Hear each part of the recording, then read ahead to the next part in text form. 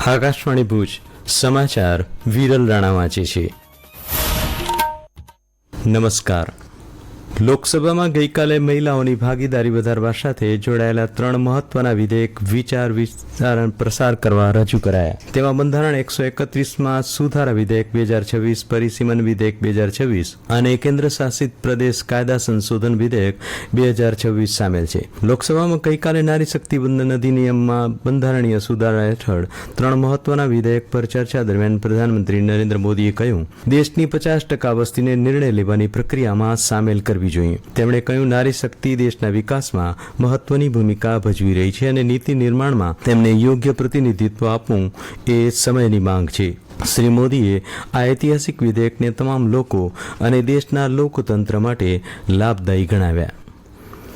રાજ્યમાં સ્થાનિક સ્વરાજ્યની ચૂંટણીનો પ્રચાર પૂરજોશમાં થઈ રહ્યો છે. ભાજપ, કોંગ્રેસ સહિતના પક્ષો એડીએ ચોટીનું જોર લગાવી રહ્યા છે. ભાજપના વરિષ્ઠ નેતા અને મુખ્યમંત્રી ભૂપેન્દ્ર પટેલે ગઈકાલે કચ્છ જિલ્લામાં પ્રચાર કર્યો. શ્રી પટેલે ગઈકાલે દયાપર અને ગાંધીધામ ખાતે વિજય સંકલ્પ સભા સંબોધતા કહ્યું કે ભાજપાને આપેલ વોટ, પ્રત્યેક વોટ વિકસિત ભારતના સંકલ્પને બનાવશે મજબૂત. તો નાયબ મુખ્યમંત્રીએ છોટાઉદેપુર, પંચમહાલ અને દાહોદમાં વિકાસ સંકલ્પ સભામાં ભાજપની જીતનો વિશ્વાસ વ્યક્ત કર્યો હતો.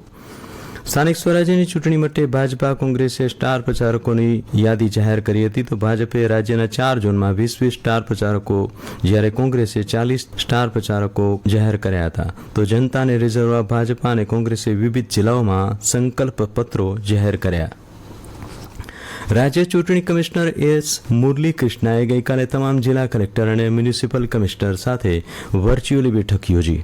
આ બેઠકમાં સ્થાનિક સ્વરાજ્યની ચૂંટણીઓની કામગીરીની સમીક્ષા કરવામાં આવી. આ ઉપરાંત બેઠકમાં મતદાન મથકો, સુરક્ષા સહિતની બાબતો અંગે પણ ચર્ચા કરવામાં આવી.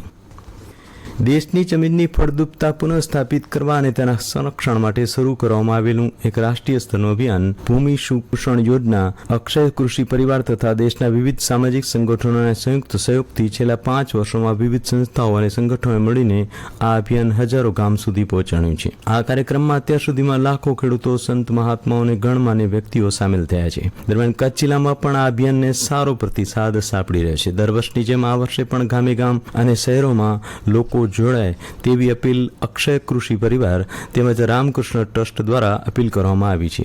આ વર્ષે આગામી 19મી અખાત્રીજના ધરતીપુત્રો માટીની પૂજા કરશે. અત્રે ઉલ્લેખનીય છે કે આ વર્ષે જલગાંવ, મહારાષ્ટ્રમાં આ અભિયાનના પ્રારંભે કેન્દ્રીય કૃષિ મંત્રી શિવરાજ ચૌહાણે આ અભિયાનને ખૂબ સારી રીતે સમજી ગામે ગામ અને ખેતરે ખેતરે માટીનું પૂજન, ગોપૂજન કરવા અનુરોધ કર્યો હતો. નખત્રાણા તાલુકાના દેવપર અને ધાવડા ગામની વચ્ચે ગઈકાલે ગમખ્વાર અકસ્માત સર્જાયો હતો. મૂળ નખત્રાણા અને હાલે અમદાવાદમાં રહેતા પરિવાર સમૂહ લગ્નમાં હાજરી આપવા માટે આવી રહ્યો હતો, ત્યારે રોંગ સાઈડમાં આવેલી ટ્રકે કારને હડફેટે લેતા દુર્ઘટના સર્જાઈ હતી, જેમાં દંપતીને ગંભીર ઇજાને કારણે ઘટના સ્થળે દમ તોડ્યો હતો. ત્યારબાદ દીકરીનું પણ મોત નીપજ્યું હતું. અકસ્માતની ઘટનામાં કારમાં સવાર એક વ્યક્તિનો બચાવ થયો હતો. ભુજ તાલુકાના લોડાઈમાં 50થી વધુ લોકોને ખોરાકી ઝેર એટલે કે ફૂડ પોઈઝનિંગની ઘટના સામે આવી હતી. પાણીપુરી ખાધા બાદ લોકોની તબિયત બગડી હતી. અસરગ્રસ્તોને ભુજની વિવિધ હોસ્પિટલમાં સારવાર માટે ખસેડાયા હતા. જ્યારે ઘટનાની તપાસ અર્થે જિલ્લા આરોગ્ય વિભાગની 2 ટીમો લોડાઈ ગામે પહોંચી હતી. જ્યારે ગામના સરપંચ વાલાભાઈ આહિરે તકેદારીના ભાગરૂપે ખાણીપીણીની દુકાનો અને લારીઓ બંધ કરાવી હતી. તો ઘરોઘર સર્વે હાથ ધરી પાણીનું ક્લોરિનેશન કરાયું હતું.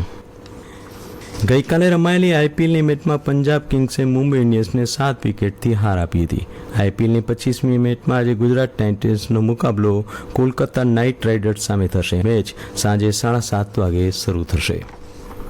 હવામાન. આગામી 3 દિવસ સુધી રાજ્યના દરિયાકાંઠાના વિસ્તારોમાં ગરમી અને ભેજવાળું વાતાવરણ રહેવાની સંભાવના છે. આ દરમિયાન મહત્તમ તાપમાનમાં કોઈ મોટો ફેરફાર જોવા મળશે નહીં, પરંતુ ત્યારબાદ તાપમાનમાં 2 થી 3 ડિગ્રીનો ઘટાડો થઈ શકે છે. હવામાન વિભાગના વૈજ્ઞાનિક રામાશર યાદવે જણાવ્યું હતું કે 19 અને 20 એપ્રિલના રોજ કમોસમી વરસાદની પણ શક્યતા છે. હવામાનની જાણકારી સાથે જ સમાચાર પૂરા થયા. નમસ્કાર.